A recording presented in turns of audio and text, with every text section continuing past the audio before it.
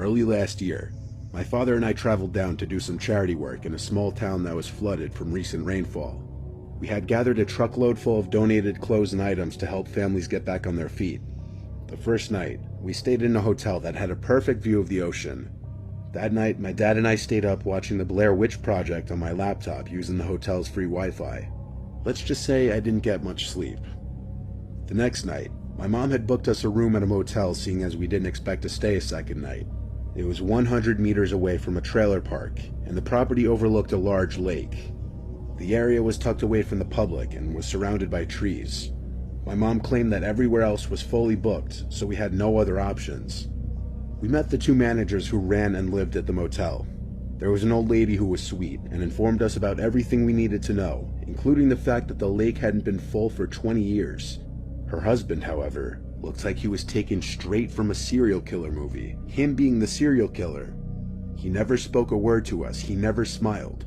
His wrinkles melted on his face, and he had dark rings around his eyes. That's when my dad and I started to have an uneasy feeling about that place.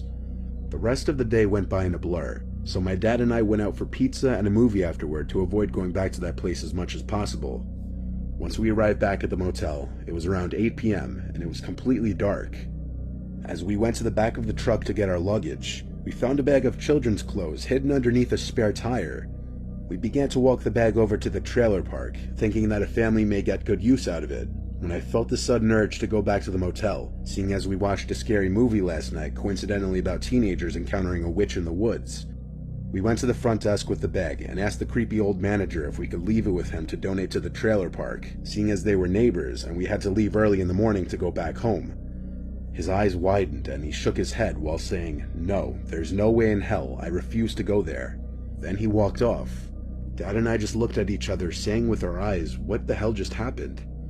We then decided to drop it off in the charity bin back home. We went to sleep once we had all our showers, which was about an hour or so later. I specifically remember waking up at 2:17 a.m. because of Dad's snoring. I stayed up reading a book on my phone, my body faced towards the door. I also remember hearing cars speeding up and down the driveway that night. I let the thought slide, thinking it was just some guys goofing off. That assumption later vanished after I noticed a bright blue light appear through the cracks on the top and bottom part of the door, and silent whispers coming from the other side that I was unable to decipher. I was too scared to even move. I was frozen in the spot. My heart was beating in my throat and my hands were shaking, and I mean literally shaking. I heard the door handle begin to rattle, and that's when I knew that this wasn't going to end well. The light then disappeared, followed by complete and utter silence. I was still frozen in that spot for another 3 minutes, which felt like hours, before I woke up to my dad and told him everything that had happened. He then laughed and explained to me that earlier in the night he couldn't sleep due to hearing scratches in the walls right beside our bed. I was confused and didn't believe him until he put his finger to his lips while saying, "Shh, do you hear that?" Everything went silent until I heard brief scratches coming from our bed frame. I shot out of the bed and told Dad that we needed to leave, so we left the room key on the bed while sneaking off to the truck. We ended up leaving at 2:32 a.m. Never will I ever go near that motel ever again.